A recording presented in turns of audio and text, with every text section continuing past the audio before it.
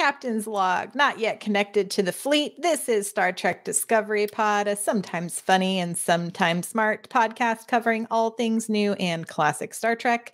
I'm your luckily old enough to bypass assimilation captain, Myrriah Gossett, and with me on the view screen we have Clyde Haynes, Borg, Changelings, and Enterprise D. Oh my. Oh my. Oh, that's good. And I'm Paul. I shot Elizabeth Admiral Shelby Setachet. What? What an admission of guilt tonight. We are obviously. But I did not shoot the ensign. I shot the Admiral. Just you had to keep one more. There you go. You're right there. There we go. Don't sing too much, Paul, or else we will get taken down for copyright infringement. That's right. She's right. Tonight we are reviewing and discussing the 9th episode of the final season of Star Trek Picard, entitled Vox. This was directed by Terry Matalas, written by Sean Tretta and Kylie Ross.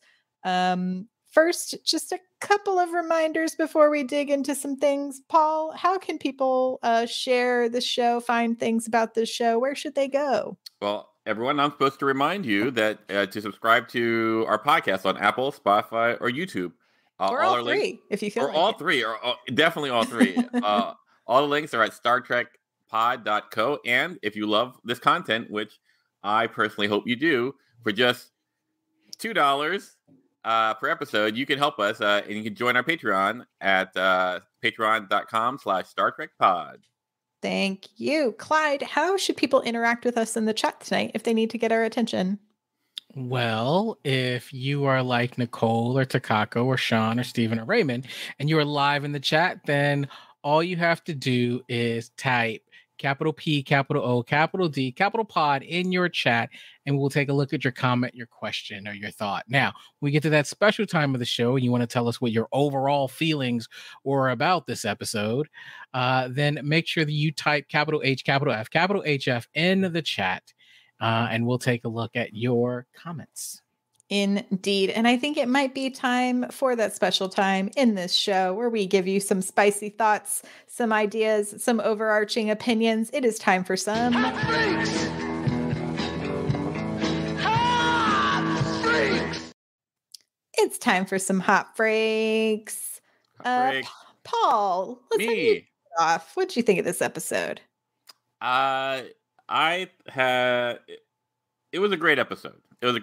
Like, you know, the episode before, like I had our episode, I was like, I hope it's not the Borg. And when it just started off as the Borg, I was like, but what they did with it was pretty good. And like, there's a lot of like nice things about this episode. I as I was saying offline, you know, a lot of Clyde bait. And we got to see the Enterprise F, which I was like going, oh, that's hot, that's nice, the new hotness, you know. And then we got to see it quickly assimilated, so that's less hot, but like regardless. So yeah, I thought it was a good episode. Like I don't know if there was a lot of emotional payoff. It was just it seemed like a lot of plot payoff. So I enjoyed it for its spectacle. Clyde, thoughts? So I've got a number of thoughts, but one is I do remember saying either last week or the week before, we were talking about who do we think we're going to see. And I said, when you think about this franchise, the biggest big bad that ever was the Borg. And so the fact that paid off, I was just like, that makes sense. I'm not even going to say I was right. I'm going to say that makes sense. And that was what it was. There's a couple things in there. I'm like, I wish we could have got there faster. It would have been nice. Like, if we're going to have the board, I could have definitely used the reveal an episode or two, or at least a half episode in advance. So we can kind of work up to it. I was disappointed. Look, as a dad, I was a little disappointed in Picard. I thought the scene between him and Jack's looking for him to be a father. He's freaking out because Deanna has left the room, right? You know, and amongst my friends, I tell the story. I was having a medical procedure once, and I had a technician who was giving me an ultrasound, and in the middle of it, she dropped the ultrasound wand and ran out of the room. To have someone do that to you is really alarming. Yeah. So the fact that Deanna just, I'm not even gonna go through my emotions and what happened, but I was thoroughly freaked out. So the fact that Deanna would get up in this moment, Jack has opened up himself to her, and he's been carrying around this red door for so long, and then she just like runs out of the room without explaining anything. So he's in this emotional state. Picard comes in. He's looking for the first time in his life. He's looking for his dad to say something. And Picard goes into Admiral Picard mode and be like, yo, I got the security outside. We gonna take you away somewhere safe. A half a beat with some compassion, a hug and embrace, I think would have meant everything to me and maybe some other viewers. That's my biggest complaint. But overall, look, I feel like this is a show that I wanted it to be from day one. It's a TNG reboot, and I'm here for it all. So ultimately, I love the episode. That was just that one scene that as a dad, I was like, I wanted more from Picard. I just wanted more. Yeah. And we'll definitely dig into that more. I think my overall hot freak was my biggest thing is I wish we had gotten the Borg reveal at the very end of last episode, because we could have had a little bit more of a time at the top of this episode, perhaps for some emotion. And also, I think to really earn Jack escaping the ship. That was probably like one of my biggest nits to pick, was just, I wasn't sure if we really earned. It's like, I know he has to escape and he has to go to the Borg Queen. I know that's where we have to ultimately go. But it's like, I wanted to feel that was more earned. Myrriah, somebody said, what are they doing with these shuttles on the Titan? Like we just showed how we could use like secret force field doors like not that long ago. So like, why weren't some of those in place? Just a thought. Total lockdown once there's a Borg on the ship. Just a thought. But anyway, I blame the captain. I blame the captain of the Titan. Oh, all right. Yeah. Oh, that's right. Oh, there's an all now. Look at you guys. There's an all. I got one. I was on Sean's side day one. I truly hope they revive Shaw in some way. I don't think that looked like a pretty distinct shot to the heart death scene, but it would have been nice. But yeah, overall, I loved the nostalgia bombs of the episode. I feel like I could have used some of this earlier in the season just to give us some more time to wrap this up, because my biggest question is, we end this episode with absolutely no plan. They're going to, what you call it? The plan is like they're going to Earth. Boom. Do what exactly? Yes. With a 35-year-old ship. No, it's even more than that. It's older than that. Like a 40-year-old ship that's a salvage. Because it's barely functioning. Got some weapons, not all. Against an armada of the latest in Trek. plus Borg. So plus a Borg hive mind, and that's nothing to be concerned about. Let's see what some of these hot freaks are from the chat. Carmen says, I loved seeing the Enterprise D and the bridge. That was great fan service. I agree. I thought the carpet line, it made me giggle. And then maybe groan a little bit. I was like, oh, okay, I get it. Kian says, hot freak, love seeing the 1701D in full HD glory. Agreed, but how are they going to wrap everything up in one episode? I also have that question. Maybe it'll be an hour and 5-minute episode as opposed to the 45. Yeah. I mean, tonight's episode was only 46 minutes long, including credits. And we spent 6 minutes getting to the Borg reveal, just so we know. Opening a door. Opening a door took 6 minutes. Hot freak from Phil. Picard showing up with the rushed ending again. Love the nostalgia, but I think we needed more time to digest some of this. Lise, this was a dig at Gen Z, a bunch of mindless drones. I can see that.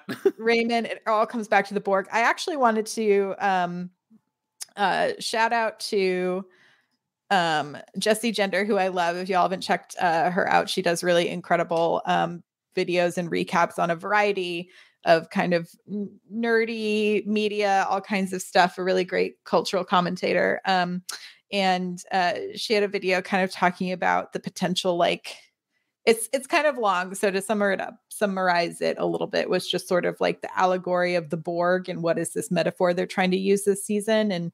And she's reading it as a potential that the Borg is this like queer family allegory, and that Jack is running to this family because he's been, rejected by Picard.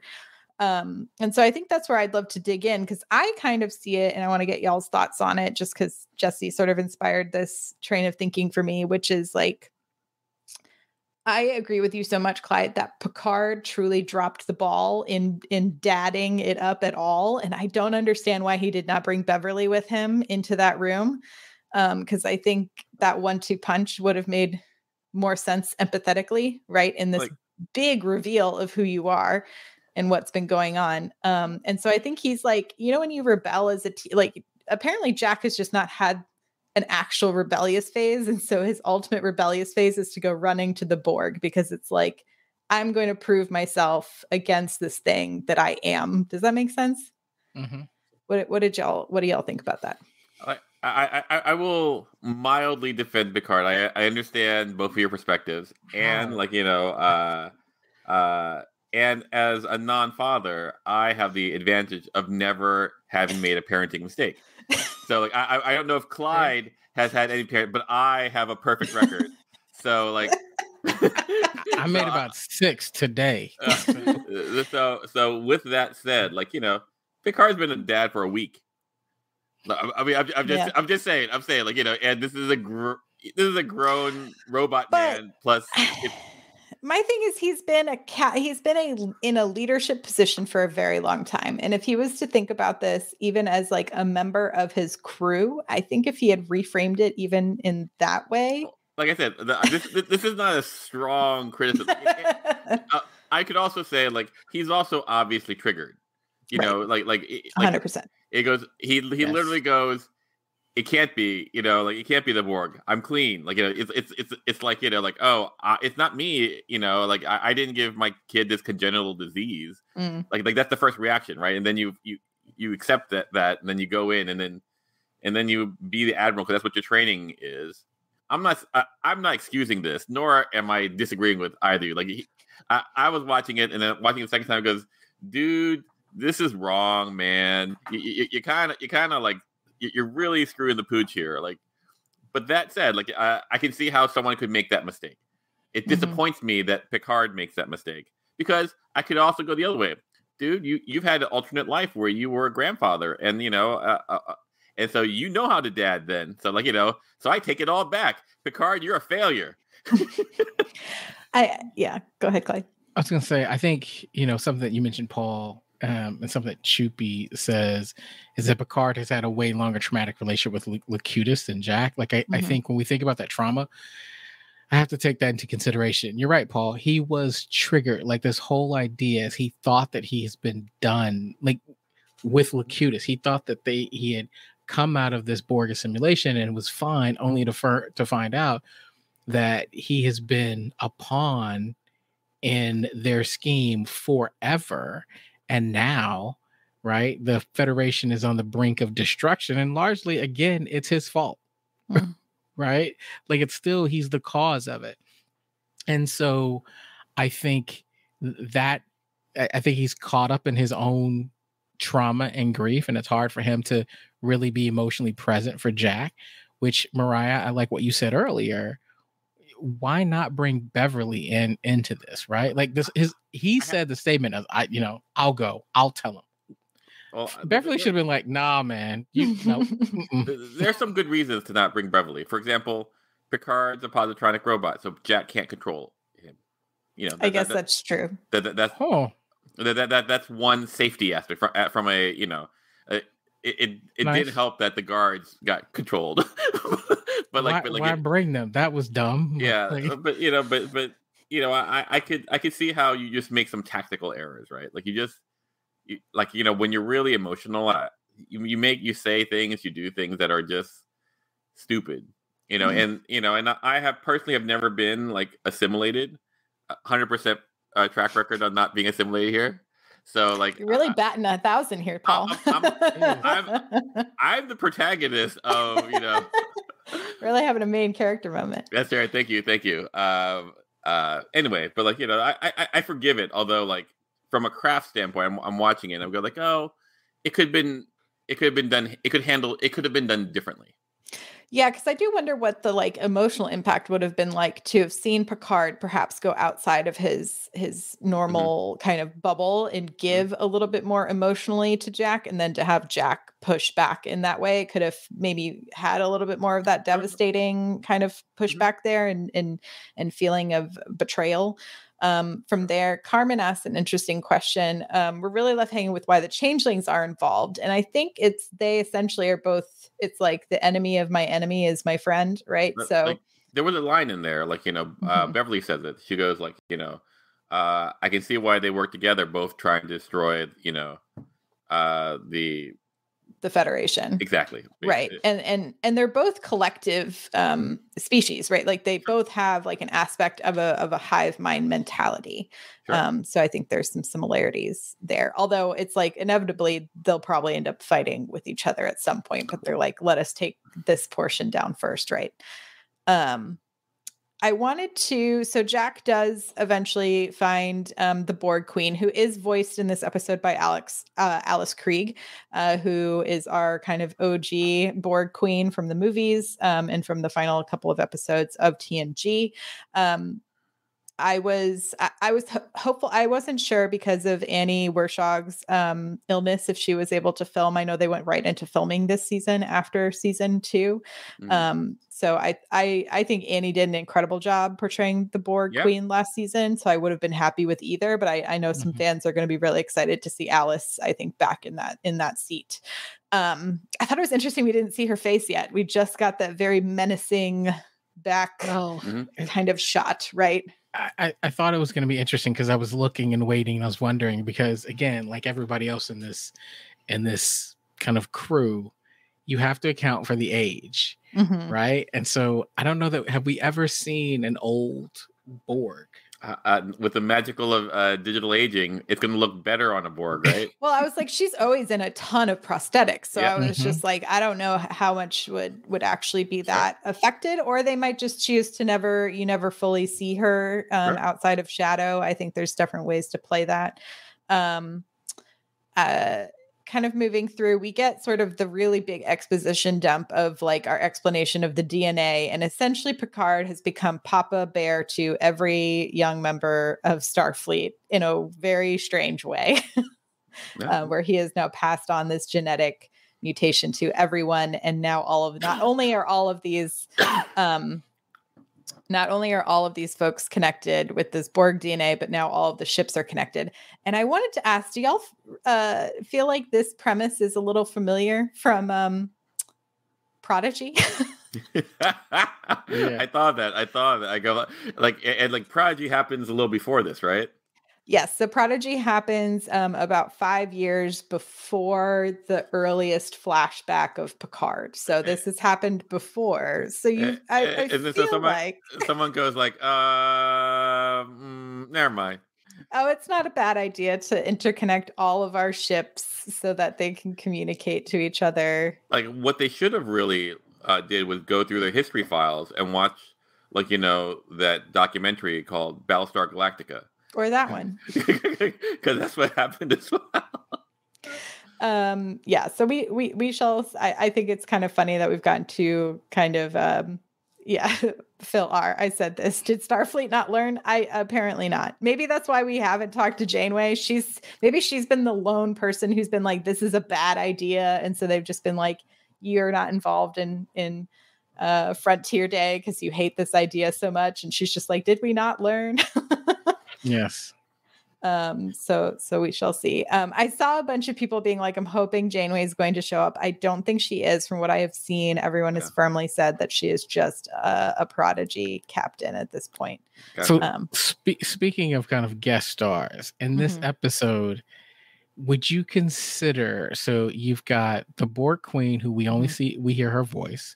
We have Michelle Barrett, who we only hear her voice.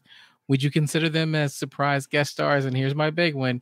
Would you consider, and my answer is already yes, the Enterprise D as a guest appearance? I mean, sort of in a weird way. I'm gonna be interested. So I don't know if y'all noticed, but on, the like Star Trek graphic that comes on before the show starts. So like the Shrike has been in there for the last What? The Shrike is in that sequence hanging out in the nebula. And then this one was just Titan, no Shrike. And so I'm like, are they gonna give us the Enterprise D in that graphic next week? Oh wow. Because it changes per series what ship it is. Yes, I'm really excited about that now.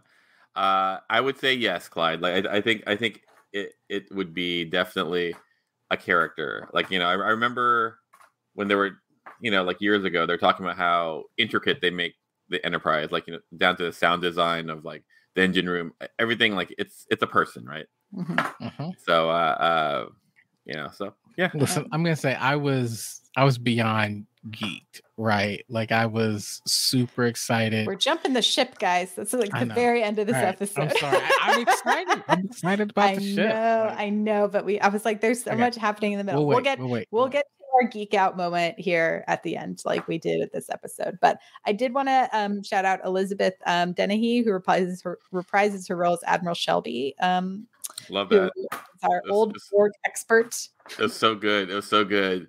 She was so mean in the series, like And then she's annihilated by some Borg. That's right. She gets shot. It was an unceremonious. Like, what are you doing? Pew pew.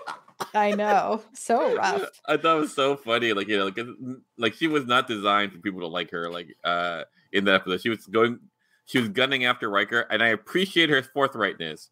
And like I remember the line where she goes like, "Permission to speak frankly." Yep, you're in my way. You're just like you to hang out under like a great captain like Picard. Blah blah blah. Like step aside and let someone else make the big decisions. Blah blah blah. Well, she finally got her shot to sit in the Enterprise big seat. She finally got her shot. Period.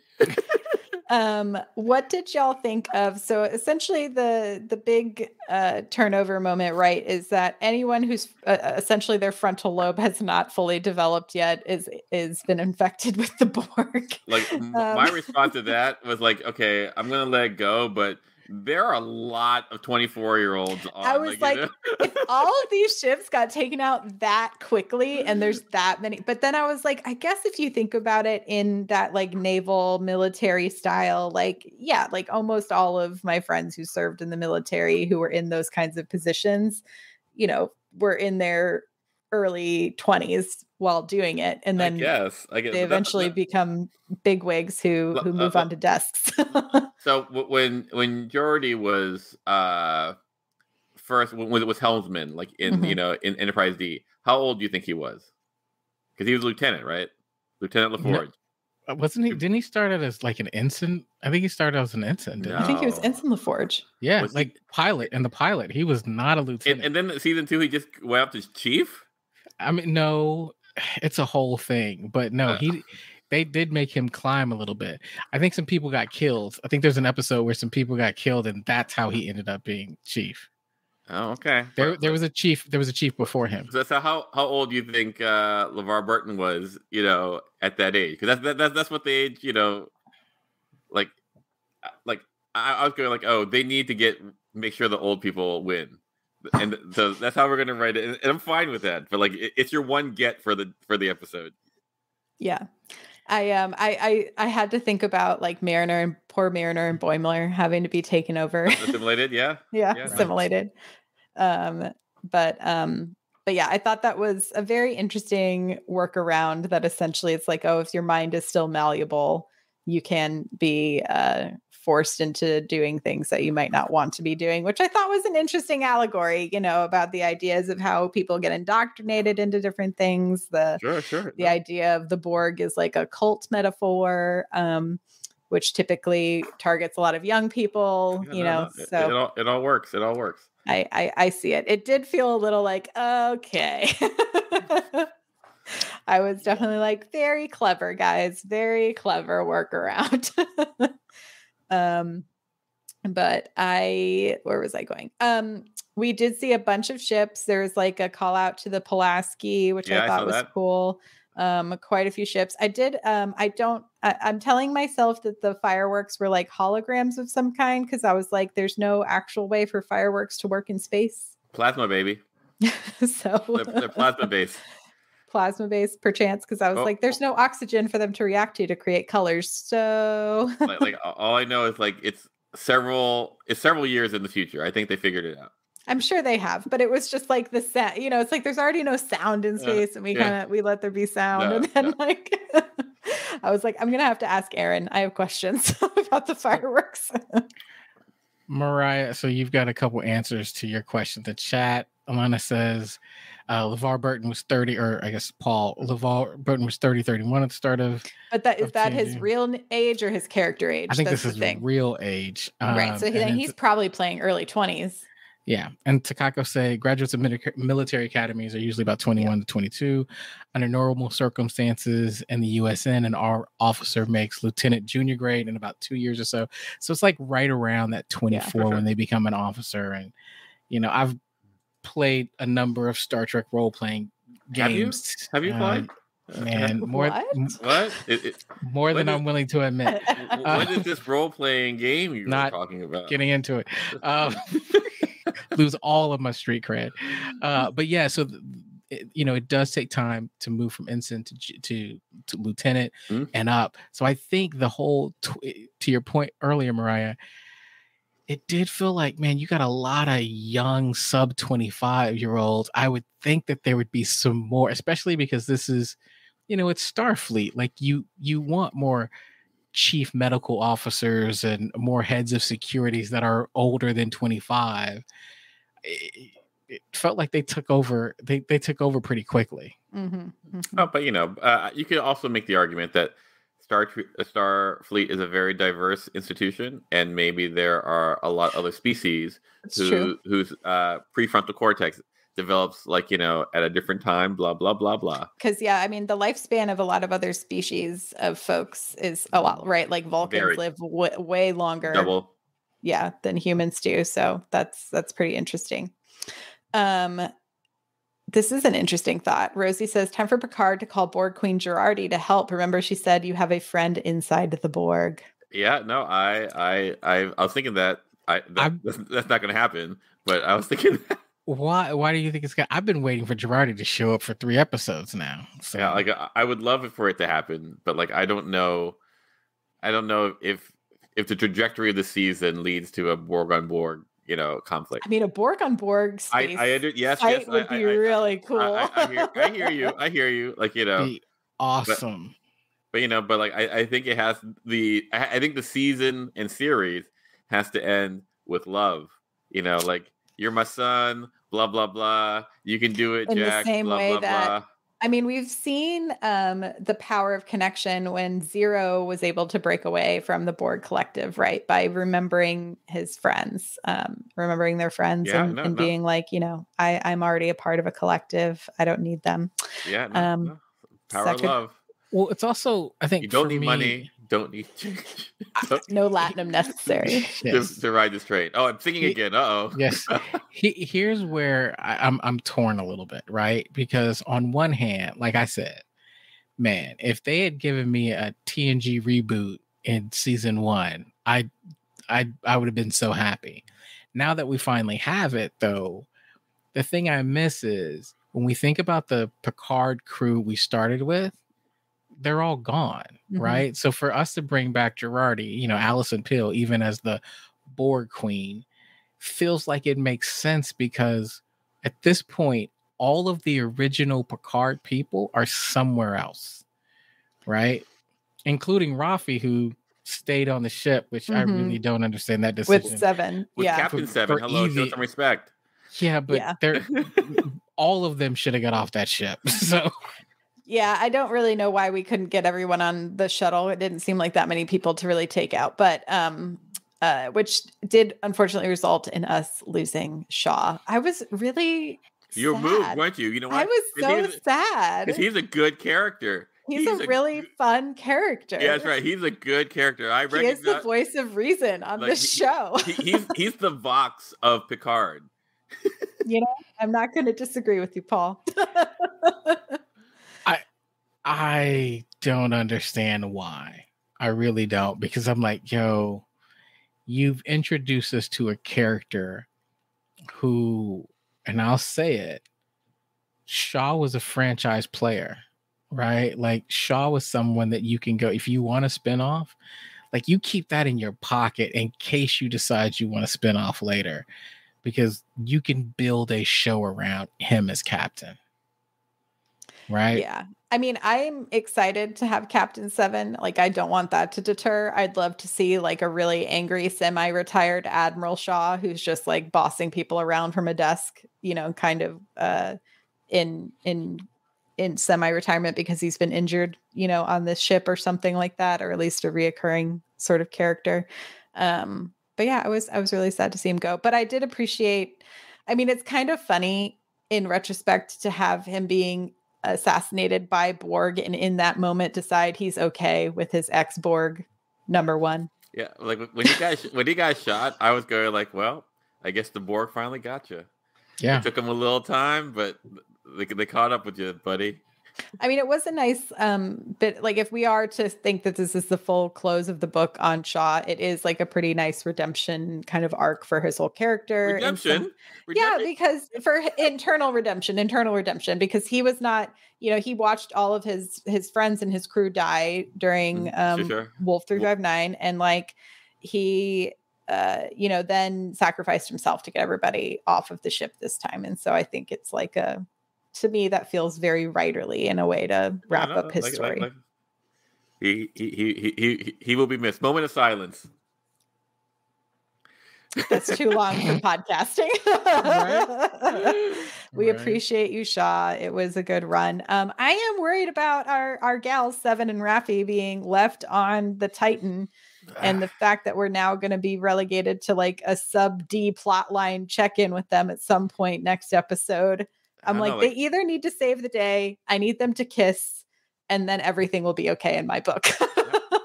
I will say that, like, watching this episode, Seven got some moves. Mm-hmm. She is karate chop master. She's really been underutilized this season. I'm really sad about it. Just a little bit. Yeah. So I mean, in any spin-off talks, I hope it is a Seven-fronted show. Jerry Ryan can do no wrong for me, which is where I'm like, sometimes I will admit, as someone who's not the TNG person, and I had to kind of put myself in the seat of like, if TNG was my show, like if this was Voyager and I was watching all of the Voyager crew get back together, I was like, I understand like the enthusiasm, the like overarching like love of what is happening. But I was like, man, if they do my girl Seven wrong, I'm gonna be really upset. So, I mean, I guess here's where I'm at. Like, I've read a number of kind of the Star Trek novels, and in a number of them, especially the Titan series, what you have is you have a collection of people from across the Star Trek universe. You've got people from Voyager, you've got people from TNG, you've got people from DS9 who come together in this collection. And it's great because what you ultimately have is, Myrriah's been podcasting with me long enough to know that I love a team up. And so I would have been absolutely okay. I didn't think that you needed this. Well, it has to be the original group, right? Mm-hmm. The OGs. I felt like you could have brought Seven and Raffi in there as part of that. Because first of all, like real talk, the thing about the Titan and some of these other ships is they're these big ships that can be run on a minimal complement. The Enterprise D is a flagship. Like right now, you got everybody on the bridge. Seven could have been in the engineering room or astrometrics or somewhere else. Like you're gonna need every hand you can get. So having her and Raffi on that ship would have been great, right? Not to mention, again, at the end of the day, I still think that Raffi, Seven, and Shaw all could have got out together. I didn't, jump in, close the door. They can't shoot through the doors. You'll be fine. So I really felt like I kind of wanted them in there. I didn't need it just to be the original cast. Like I wanted them in that ship.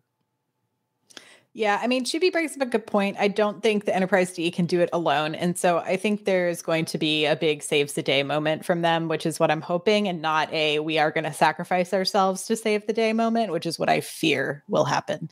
And I will be forever angry at Terry Matalas if he kills Seven or Rafi. On site, Terry. If you do anything to my girls, I will be majorly upset. Okay. Finally, we get to our big group. It's so funny. There's so much exposition dumping. And then, like, it's actually such a short episode. And then we finally get to our big reveal. We get the full Trek ship moment, almost lower deck style, in how long it takes, as far as like a little bit funny, like the slow walk in. We get the full panel of the bridge, all the electronics. We get an engage. We get to make it so, we get all the things. How is it experiencing all of that again for the first time in a long time? I thought it was a little funny. Like, just, it was interesting. And maybe this was just me thinking about this, but you have all these characters who have lived life and they've all become leaders, captains. Apparently Worf did something to the E. Yes. We actually don't know. There's theories. I did a bunch of digging. There's some theories in books and comics and games of what it could be, but none of them are canonical. So I don't know for sure. But like this idea that, like, Geordi sits down at the helm, like as a helmsman, which is kind of like,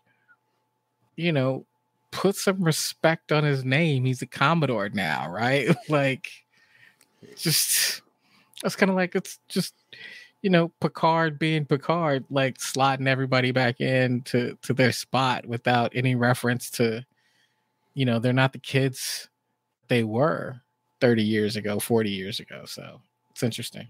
It was something I was thinking about as I'm watching everybody kind of take their seats. Though I don't know where Beverly's standing because she's usually not on the bridge, but she's making space for herself.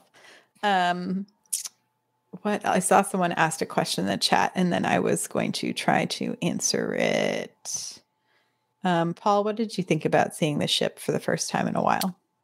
I was remarkably non-nostalgic. I did get a little goosebumpy, and I was like, oh, I mean, I didn't get like I saw some folks who got really emotional online, but I did get, when that swell of music comes up, music usually gets me, Yeah, and I think it's because I watch so many reruns. I go like, I just say, oh yeah, they're here, about time, It wasn't like waiting for so long. Exactly. I will say that with Worf, like, for Worf to have done something to the E is hilarious because he's on the E twice. He was on like in Star Trek 7, right? Like First Contact.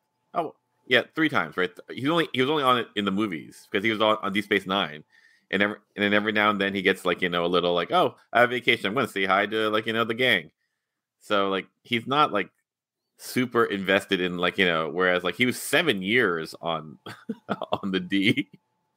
And his response is like, yeah, I like the weapon systems better on the E. I'm like, dude, what happened to that peaceful meditation, dude? You so. I did see someone's asking about like Vedek's hand, and Terry Matalas has confirmed that the person talking and giving orders to Vedek was the Borg Queen. So that has been confirmed. So I'm not sure where the changelings sort of I mean, a bunch of these crew members are changelings, so they're around seemingly. So it's like both Borg and changelings taking over these ships, I suppose. Oh yeah, that could be it. I did like Data's I hope we die quickly in the shuttle. I thought that was pretty funny. But yeah, the carpet line got me. Yeah, it was a good line. It was a good line. It was a good one. But yes, we kind of end the episode with no plan, but with a cool reference of a ship, and the team is split up again. And I'm not quite sure what is going to happen next episodes. I do wonder if, because Jack is now plugged into the collective, if I guess it's time for where Myrriah is it? theory. Well, first of all, I think we know who's actually going to come in and save the Federation and fully redeem herself is Peanut Hamper is going to be the one who infiltrates the collective. Well, you need to deal with the collective with an artificial intelligence. Exactly. And it's going to be Peanut Hamper. Oh, man. See, last week I was waiting for it. This week you got me. 40 minutes in. You got me. You're welcome. I hate that. I'm always like, Myrriah's like, well, it's very serious. I'm literally like leaned in, like, oh, where's she going? I can't wait to see where she's going. And then boom. Yeah. But no, in reality, my prediction is because Jack is now plugged into the collective, right? So Jack is going to be, the Borg think he is their savior and he is inevitably going to be their demise, right? Like in some capacity, Jack's humanity will prevail and stop the Borg from taking over everything. That is my official prediction. But what do y'all think is going to happen next week? Oh, Phil R comes in with an even better one. The Queen is Peanut Hamper. Wow, Phil, you're coming in hot.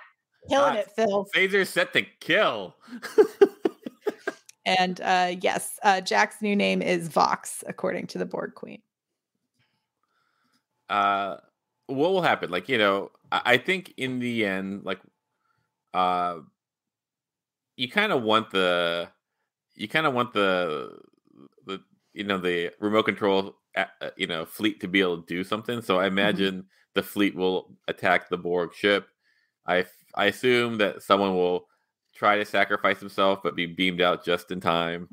I do feel the power of love will save the day, blah blah blah. Because Jack was wrong to go up against the Queen. That wasn't the right thing to do, right? We can objectively say that, right? Yeah. It got Shelby shot. It did. So it got Shaw shot. So we've already had quite a bit of death. Yeah. If just because he decided to go, I'm gonna. So I do wonder what the status of the leadership will look like at Starfleet post this, because it means that essentially all the youngins, once they deborgify everybody, are the only ones left unless people manage to hide from the assimilation crews. Well, everyone might not have been on a starship. They might have been they might have been on space dock, which will be blown up in ruins by This is where I'm trying to remember, what do we know from Discovery about the history of the Federation? We know that they're strong enough that they're taken down almost permanently much later for something else. So ultimately, we know they rebound from this. And we know we eventually go into some sort of time travel kind of war situation, it's right? a time war, from Enterprise. So they have to be part of that. That's the 25th century, right? I think that's when it happens. I think so. Something like that. We're in the 23rd century, right? Yes. Mm-hmm. Well, and shortly after, right? Shortly after the time war, the burn. Currently we're in 2401. So they're gonna make it. Surprise, surprise. I do wonder though, anyway, they're gonna make it, and then dilithium is gonna be bad. Mm-hmm. So that's what you got. And then we have to rebuild. Yeah. That's right. It's but I don't know. It's one of those things where I am very curious if they're gonna wrap it up cleanly. If all the pieces are in place to wrap it up cleanly. I don't, because if there is, I don't see how they're coming together.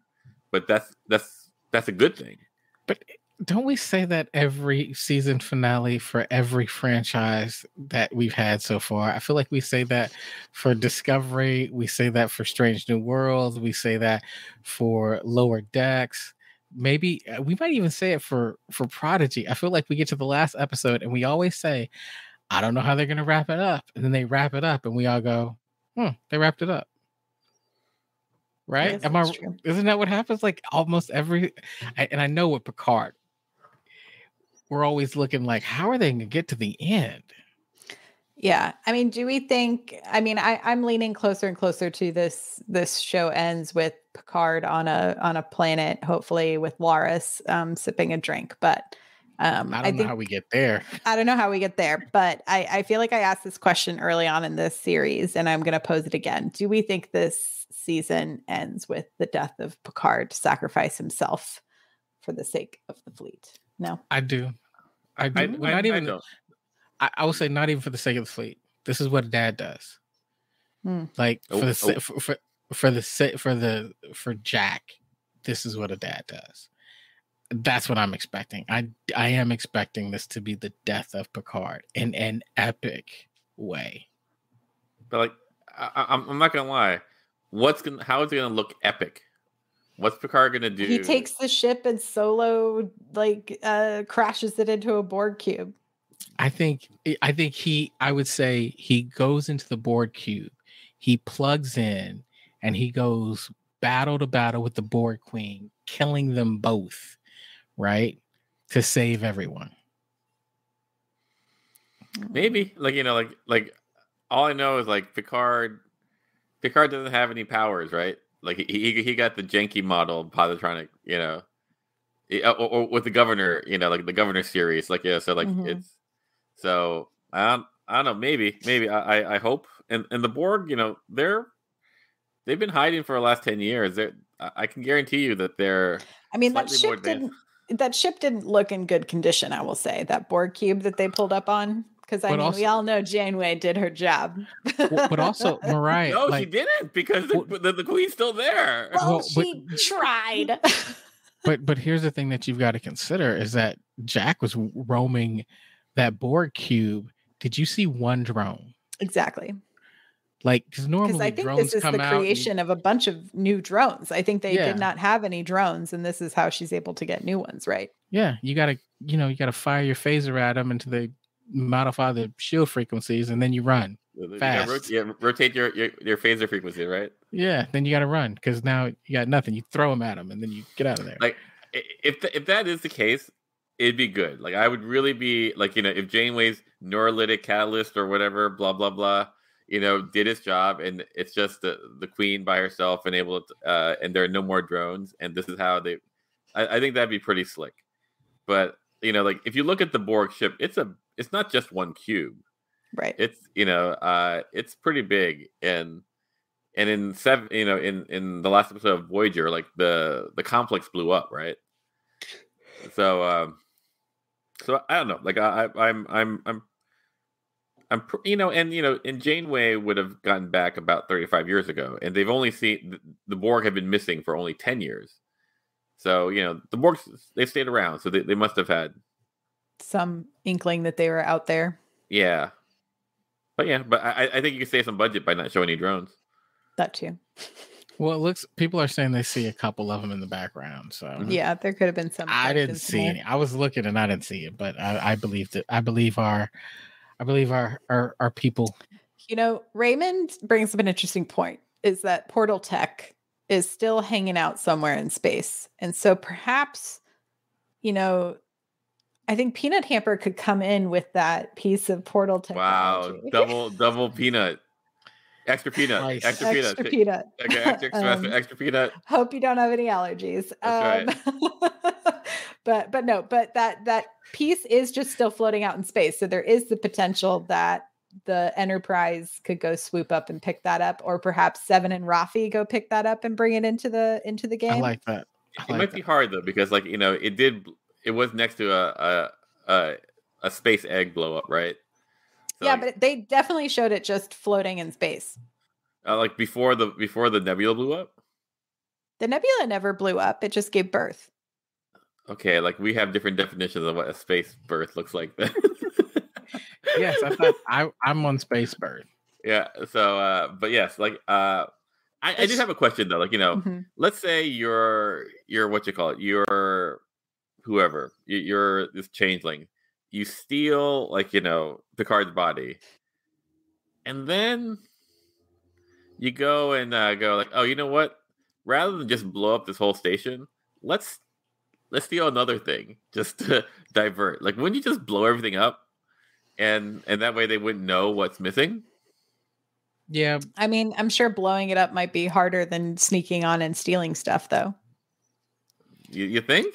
As changelings who can look like Starfleet officers and just waltz in and take stuff? Yeah. Well, I mean, Maybe. I also think they're trying to have a low profile, right? Yeah. If you're trying to paint this as some criminals stealing portal tech to be terrorists, that's believable, right? Sure. If you're looking at somebody who blew up this uber secretive Daystrom station, you're not going to think that was some run-of-the-mill gangsters. That's a superpower who did that.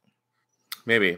I'm just surprised they didn't steal the attack tribbles, because that was just like those things were terrifying. That like this one attack tribble in like Cisco's restaurant on Earth. Boom, game over. Yeah. I mean, I don't know if y'all have been listening to the Pod Directive, the Star Trek official Star Trek podcast that Tawny Newsom and Paul F. Tompkins do, but they recently had Moshe Kasher on to talk about the episode of Deep Space Nine that goes back to Trouble with Tribbles. Yep. Love it. And it's such a fun watch. It's a great episode. But yeah, solid rec. Maybe we can get our Patreon team to do a watch along for Back to the Trouble with Tribbles. Yeah. And so if you happen to be a Patreon member, you can come watch it with us. Yeah, we'll make some time for that. Anything else y'all wanted to talk about in this episode? No. Like I'm curious how it's like. Does anyone know why the formation looks so weird of the ships? I was trying to figure out if it was in that Borgy. It looks like Borg language at the end, but if they were doing that prior to the assimilation. Yeah. So I didn't know it was. I was going like, is it saying something? Is it saying like resistance is futile, which would be hilarious. Picard. It says Locutus. That's right. Yeah, I can't translate Borg. Cheapy with a good call. We should probably watch First Contact. Yeah. That would be fun. That's the original phrase. Yeah, I think I'm going to sneeze. Sorry. And then Lise says it looked like DNA strands, which would be appropriate. Mm-hmm. Yeah. That would be like pretty interesting. Who's sitting on the Titan captain's chair right now? Esma, right? Or yeah, I think Esma. And I'm going like I was gonna say that was what was interesting about that, Paul. If you go back a couple episodes when Vedic was on the bridge, mm-hmm. and she was threatening, and she was gonna kill. Didn't she say something like, "How old are you?" or something like that? To tell me about yourself, I guess. Tell me about yourself, and then she ultimately killed the Vulcans. Do you think maybe the Vulcans can't be assimilated in that way?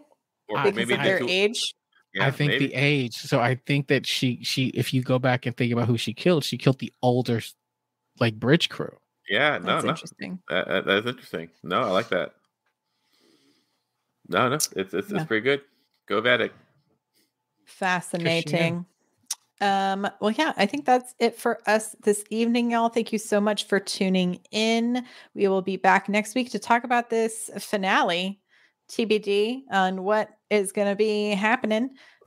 We shall find out how Peanut Hamper saves the day. Triple peanut. Triple peanut. Gonna happen. Yes, you can find us at StarTrekPod.co. You can find links to our Patreon, as well as how to subscribe, rate, and review the podcast in Apple or Spotify. Clyde, how can people find us and tell us their theories on Twitter? Hit us up at Star Trek Pod. Thank you to Karen, who runs our Twitter. What's up, Karen? Thank you. We thank you. Get ready for lots of Peanut Hamper gifts. We will see you all next week.